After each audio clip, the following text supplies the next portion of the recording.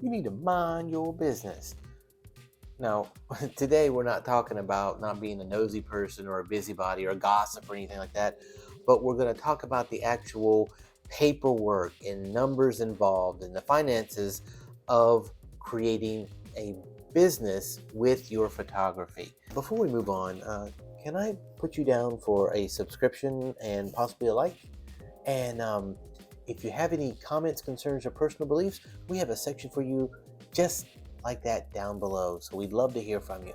But so, a subscription. So, welcome to Work It Out Wednesday. And today we're talking about the actual paperwork, the financial and legal aspects of creating a business. And sometimes this might actually be easier than developing the customer base and things like that. But just a little bit of background about me. I formerly was a revenue officer for the Internal Revenue Service, and I was required to know business structures and things like that. But I'm not going to sit here and say that I know it all. And if you are a business person, you may need to get some professional assistance in developing your business plan. And the reason why I say that is because I would run across excellent mechanics and carpenters and photographers that were good at what they did. They were professionals in their trade. But when it come to the paperwork aspect of it, they didn't do so well.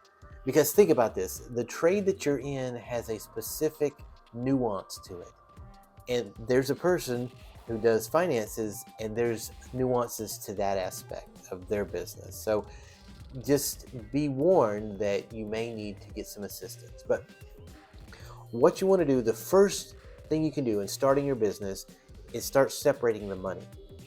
If you are taking little jobs here and there, maybe $50 here, $100 there, whatever, if you can put that money into a specific account, it could be a savings account, it could be a separate checking account, and you'd really like to get that into a separate checking account altogether that's not even in your personal name, even if you go into an LLC or something like that, because that will kill your business quickly. If Even if you have an LLC, you'll be over there, you'll have money, and you're intermingling. The IRS, what I would do is I said, well, that's just a shield corporation. It's not. It's only a corporation in name only because you're taking money out of it, putting it directly in your pocket anyway. So you are the business. So that's one thing you want to do. Start training yourself and your business to be separate entities. Well, if you're going to take the next step, I would suggest that you get with your local city or your county. In some cases, you have to do both and get your occupational or business license. Now, here where I'm at, I'm in the county, so I only need to get a business license for the county. And I was able to get my home established as a home basis for my business. Now, if you live in a city, you may have to get a PO box or some facility. You got to think UPS has business addresses that they can use and get that established. And sometimes they'll say, well, what is the form of your business? And sole prop or sole proprietorship.